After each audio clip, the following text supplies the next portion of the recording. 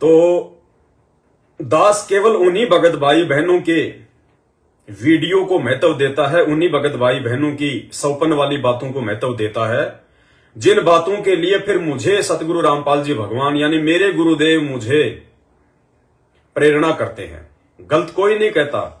जिस जिसके सौपन में संत रामपाल जी आ रहे हैं तो आ रहे हैं, भगवान है, परमात्मा है। भगत के नहीं आएगा तो क्या राक्षसों के सौपन में आएगा?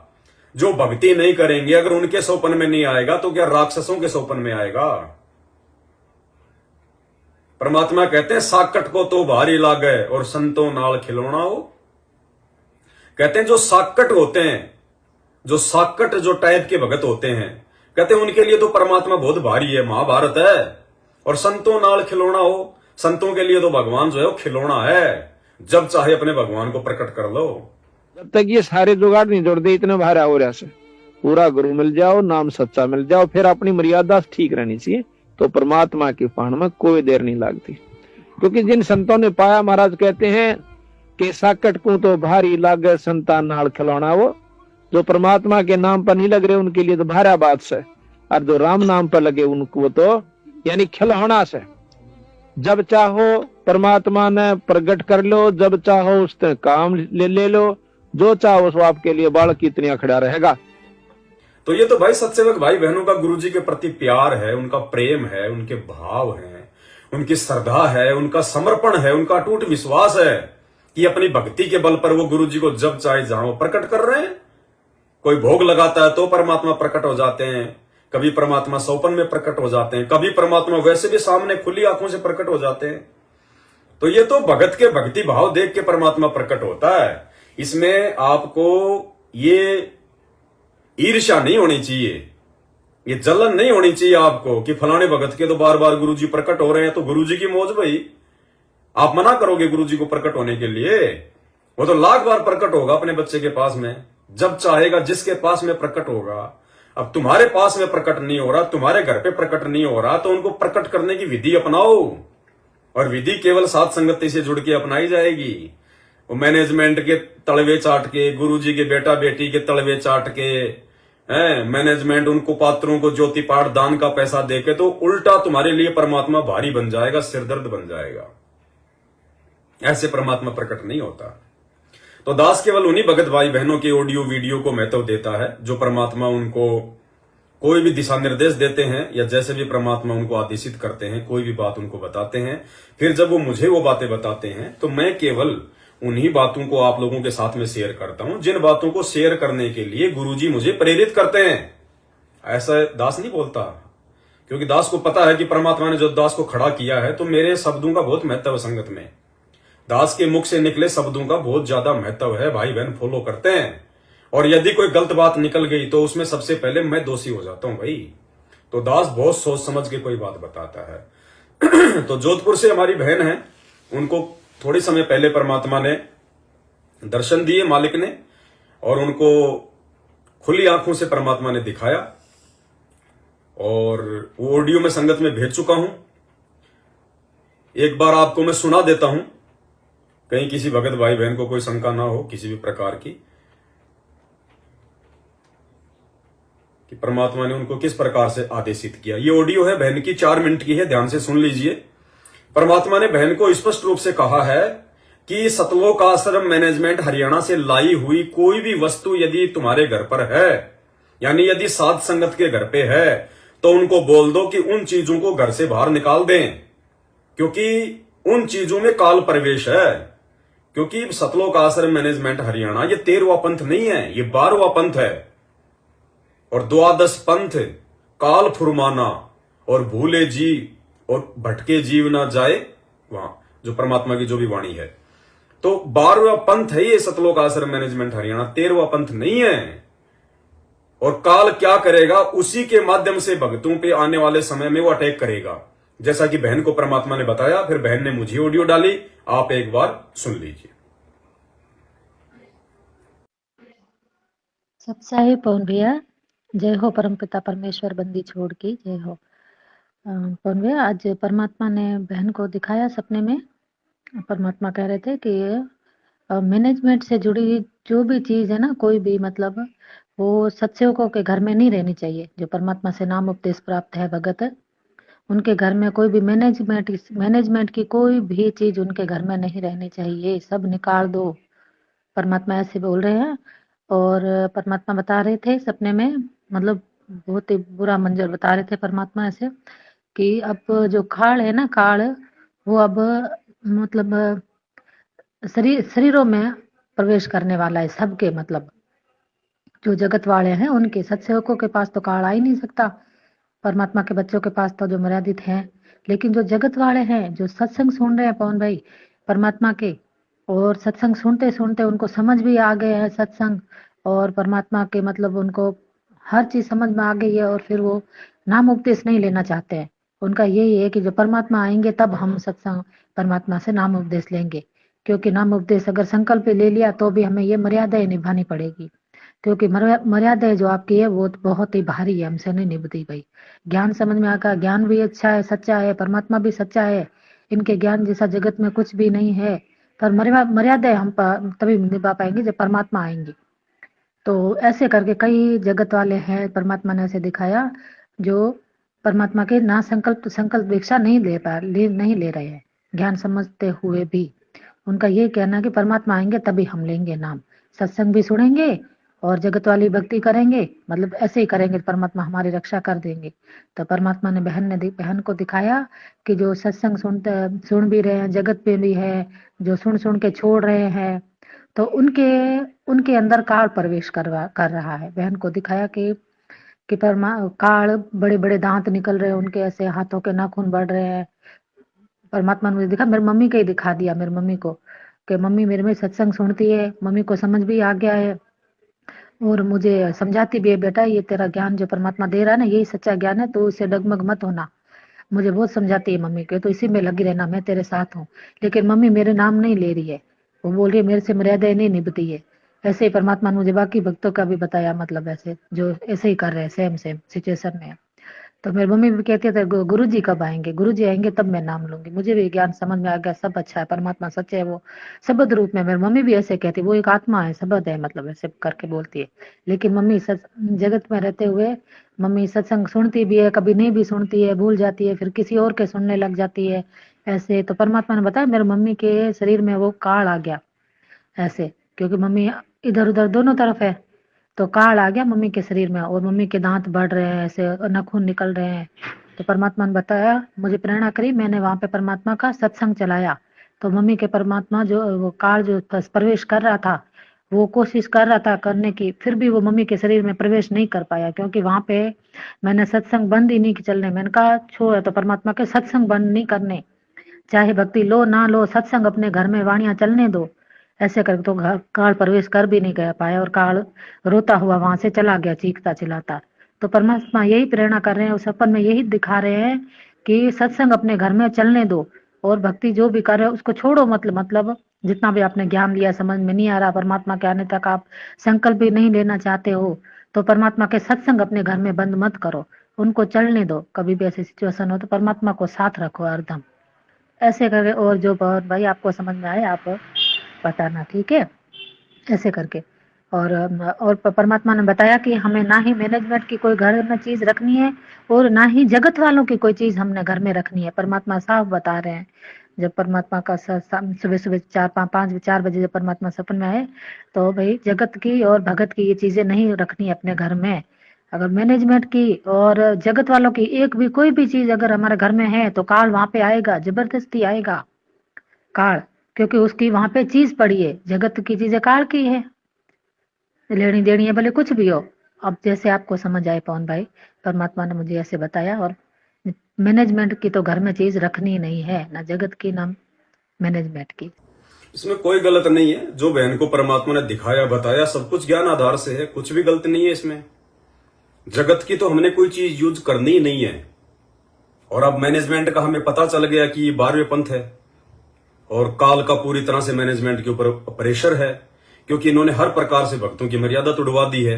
जो जो कुकर्म इन्होंने करवा दिए, उन कुकर्मों से संत रामपाल जी का कोई रिश्ता नाता ही नहीं है। संत रामपाल जी तो ताश तक खेलने के लिए मना करते हैं। मोबाइल में वीडियो गेम तक देखने के लिए मना करते हैं। इन्होंने धनाना गांव में बैडमिंटन का 50 लाख रुपया लगा के स्टेडियम बनवा दिया, कबड्डी का मैदान बनवा दिया। गुरुजी का बड़ा लड़का वीरेंद्र 31 हजार रुपए कबड्डी की टीम को जो है दान में दे रहा है, ट्रॉफी में दे रहा है। क्या ये कौन करता है ये काम? गुरुजी यहां पे कबड्डी खिलाने आते हैं क्या? अरे गुरुजी तो भक्ति की कबड्डी खिलाने आते हैं। ये काल की कबड्डी ना परमात्मा ने खेली ना वो अपने भक्तों को खिलाते। तो क्या है ये? काल प्रवेश नहीं है तो और क्या है? आनंद पाल सिंह जैसे गुंडों की सीबीआई जांच करवा दी, गैंगस्टरों की। ये काम कौन कर सकता है? अरे दुनिया भर के गैंगस्टर थे जब संत रामपाल जी जब बरवाड़ा में सत्संग करते थे, करोथा में करते थे, तो अरे हरियाणा में और पंजाब में क्या गैंगस्टरों की क्या वो कमी थी? क्या उनके एनकाउंटर नहीं होते थे? संत रामपाल जी ने एक की भी सीबीआई जांच का समर्थन किया क्या?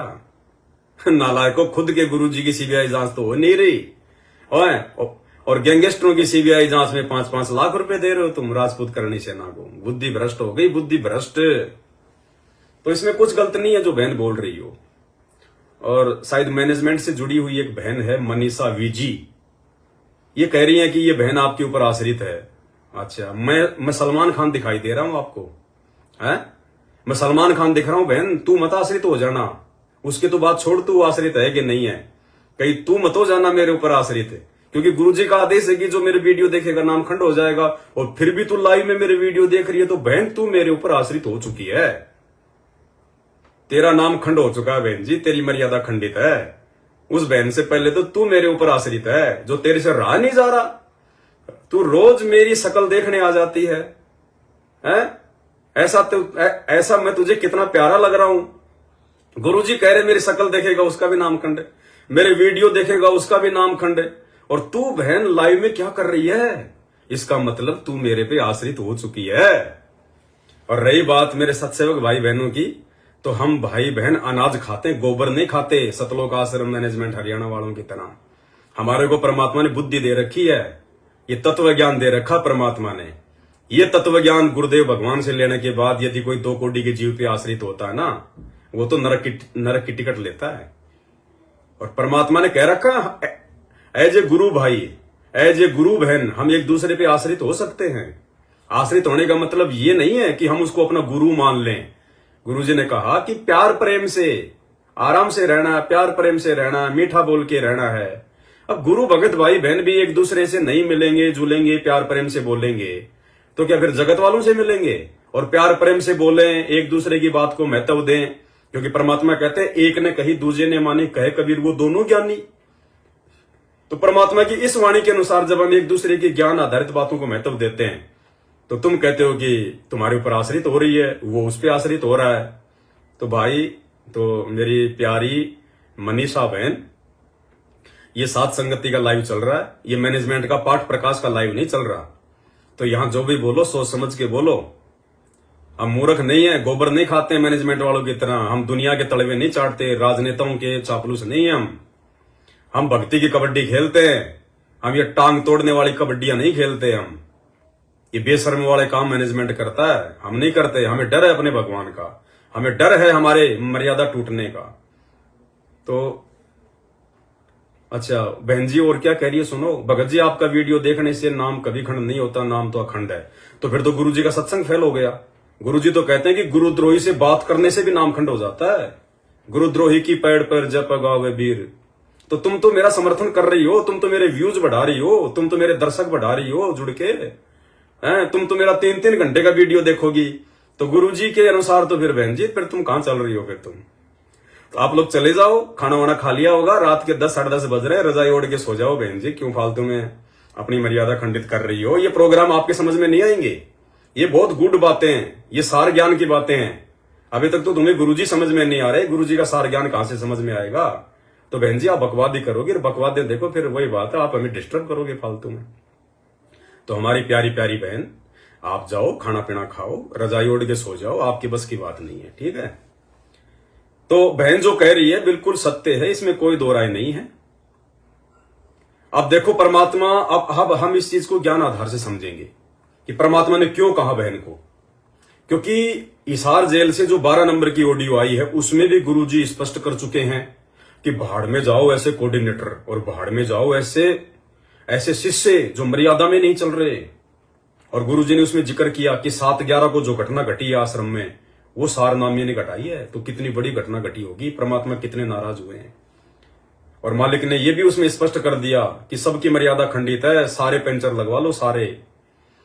तो भाई 12वां पंथ है ये सतलोक आश्रम मैनेजमेंट हरियाणा, 13वां पंथ तो सात संगति है। और परमात्मा की वाणी क्या कहती है, मालिक की वाणी कहती है साकट चारों वेद है और साकट द्वादश पंथ, द्वादश यानी 12, साकट चारों वेद है, क्योंकि चारों वेदों में जो ज्ञान है वो मन को जो है मतलब वो चित्त भंग करने वाला है।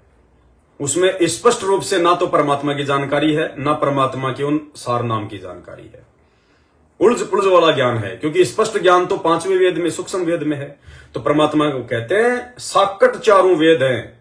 यदि चारों वेदों को पढ़ने मात्र से आप समझते हो कि हमें भगवान प्राप्ति हो जाएगी, तो कहते हैं जिंदगी में नहीं हो सकती। इन वेदों में परमात्मा की प्राप्ति का मार्ग नहीं है, वे ऑफ वर्शिप नहीं है।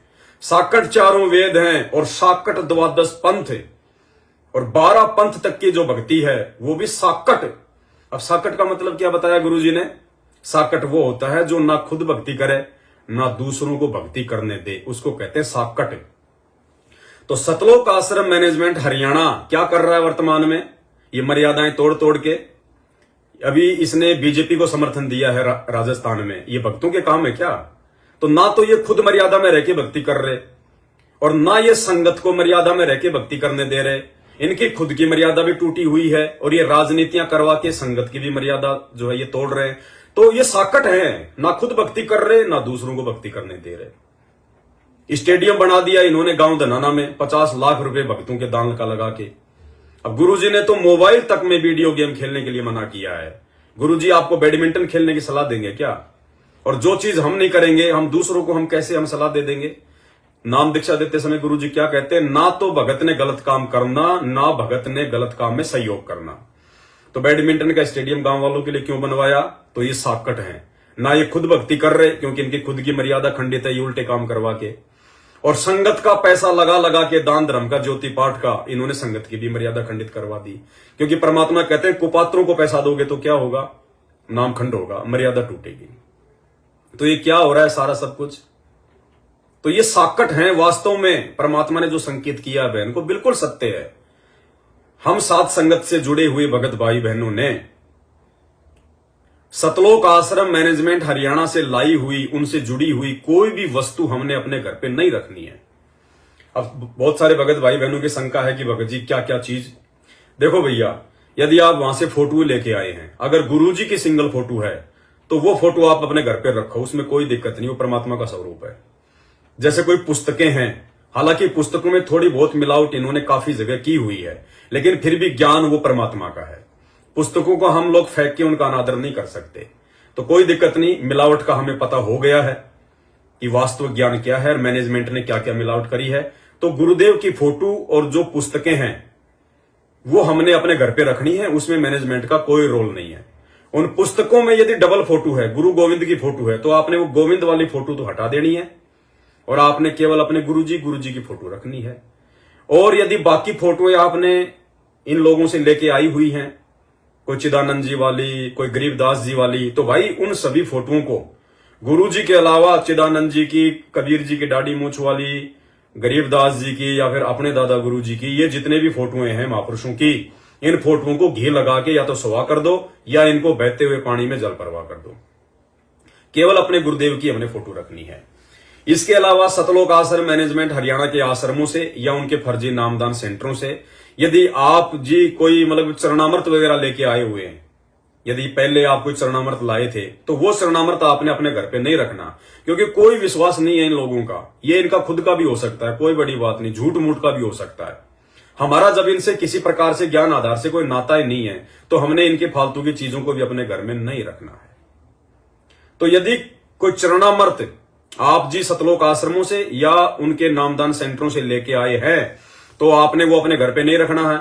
अब आप कहोगे उसका क्या करें? तो किसी भी पेड़ पौधे के अंदर आप उसको डाल दीजिए। पहले आप गुरु जी को दंडवत प्रणाम करें कि परमात्मा जी आपके ज्ञान आधार से मेरे लिए तो मेरे घर में 24 घंटे आपकी वाणियां चलती हैं। 24 घंटे वाणियां चलने का मतलब होता है 24 घंटे परमात्मा का भक्ति माहौल बने रहना। चाहे हम लोग मंत्र करें, चाहे आरती करें, चाहे हम लोग गुरु जी के सत्संग सुने, चाहे वैसे कोई ज्ञान आधार से हम कोई जो है वो चर्चा करें। तो भगत का तो रसोई का जो पानी होता है ना, सादा पानी, वो भी जिस घर में परमात्मा की वाणी चलती है और जो आत्मा अपने गुरु को भगवान मानती है, सत भक्ति करती हैं, उस घर का तो रसोई का पानी भी जो है मतलब अमृत बन जाता है, वो चरणामृत बन जाता है, साधारण पानी नहीं होता है। तो मैनेजमेंट के यहां से लाया हुआ जो चरणामृत है उसको आपने गुरुदेव को दंडवत प्रणाम करके आदर सम्मान के साथ किसी भी पेड़ पौधे में डाल देना आपने। और जो बोतल है खाली, उस बोतल को आपने फेंक देना कहीं पे। हमें उस बोतल को भी नहीं रखना हमने, वो जो व्हाइट कलर की जो शीशी आती है ना, उसको भी नहीं रखना हमने। दूसरा, यदि मैनेजमेंट के यहां से आप जी कोई प्रसाद लेके आए हुए हैं, वो प्रसाद हमने अब अपने घर पे नहीं रखना है। छत पे आप जो है मतलब कि जानवरों के लिए आप जी वो प्रसाद रख दो, या बाहर कोई गाय भैंस हो उसको खिला दो आप। हमने वो प्रसाद अपने घर पे नहीं रखना है। हम मार्केट से अपना प्रसाद ले आएंगे, 100 ग्राम 200 ग्राम अपने गुरुदेव के हम चरणों में रखेंगे। रोज परमात्मा को भोग लगाते हैं, रोज परमात्मा की आरती करते हैं, मालिक को दंडवत करके प्रार्थना करेंगे, गुरुदेव आप अपनी सबद शक्ति इसमें प्रवेश कीजिए, मालिक मेरे लिए तो यही चरणामृत, यही आपका प्रसाद। और रोजाना हम वो चरणामृत ले, रोजाना हम गुरुदेव का जो है प्रसाद ले, बस। इसके अलावा इन्होंने 2-3 साल पहले एक ड्रामा चलाया था। इशार की तारीखों पे जब भगत जाते थे, ये कोरोना से पहले, तो मैनेजमेंट ने एक ड्रामा चलाया पैसे कमाने के लिए। एक ट्रक जो है दिल्ली से भर के वो चप्पलों का ले आए और भक्तों को ये कह के 600 रुपए में बांटनी शुरू कर दी वहां पे लाइन लगा के हिसार में कि ये गुरुजी की चरण पादुका है, गुरुजी की चरण पादुका है। बेचारे 600 रुपए में, 500 रुपए में भक्तों ने वो 20 रुपए की, 50 रुपए की चप्पल ले आए। तो यदि ऐसी कोई चरण पादुका आप मैनेजमेंट के यहां से लाए हुए हैं, या उनके नामदान केंद्रों से लाए हैं, या आश्रमों से लाए हैं, या आप जी कभी हिसार की तारीख पे गए वहां से लाए हैं, तो भाई जी आप उन चरण पादुकाओं को अपने घर पे ना रखना, आप किसी भिखारी को दे देना। रोड पे यदि कोई भिखारी हो, कोई नंगा आदमी हो, कोई गरीब आदमी हो, उसको दे दो, उसको पहनने के लिए। आपने पहनना भी नहीं है उनको, अपने घर से बाहर करो उन चीजों को। फिर उन्होंने ड्रामा रचा था 4-5 साल पहले ही, गुरुजी के कुर्ते पैजामे, गुरुजी का कच्छा, गुरुजी का टोवेल, गुरुजी की बनियान, ये भी इन्होंने भक्तों को देना शुरू कर दिया था कि एक संदूक में आप इनको जो है वो रख देना। तो यदि ऐसे कोई कपड़े आप लोग यदि सतलोक आश्रम मैनेजमेंट हरियाणा से आपने लिए हैं, तो भाई उन कपड़ों को भी आप अपने घर से बाहर कर दो, ठीक है। उन कपड़ों को भी आप किसी भिखारी को दे दो, वो पहन लेंगे। मतलब इस प्रकार की कोई भी वस्तु यदि आप वहां से लेके आए हैं तो आपने यूज नहीं करनी है। यदि आपको दीपक लेके आए हैं वहां से, दीपक रखने वाली कोई लालटेन लेके आए हैं, यदि आप इनके आश्रमों से कोई चवर लेके आए हैं, यानी कोई भी आइटम ऐसा आपने अपने घर पे नहीं रखना बिल्कुल भी। मार्केट से नया खरीद के ले आओ, क्योंकि गुरुजी हमारे घर पे प्रकट है, हमारे साथ में है। हम पतिव्रता आत्माएं, इनकी तरह हम लोग व्यभिचारणीय आत्माएं नहीं है। हम 5-5 पतियों को नहीं पूजती इनकी तरह, गरीबदास जी को, चिदानंद जी को, स्वामी रामदेवानंद जी को, दाढ़ी मूछ वाले कबीर जी को, और लास्ट में गुरु जी को। तो ये तो व्यभिचारणीय आत्माएं हैं, ये 12वें पंथ की भक्ति कर रही हैं, ये साकट भक्ति कर रही हैं। आप और हमने अपने घर में इस प्रकार की कोई भी चीज नहीं रखनी है। अगर आपको किसी चीज की आवश्यकता है तो मार्केट से ले आओ, परमात्मा को दंडवत करके रख दो, बस वो शुद्ध है। तो इस प्रकार से हमने ध्यान रखना है।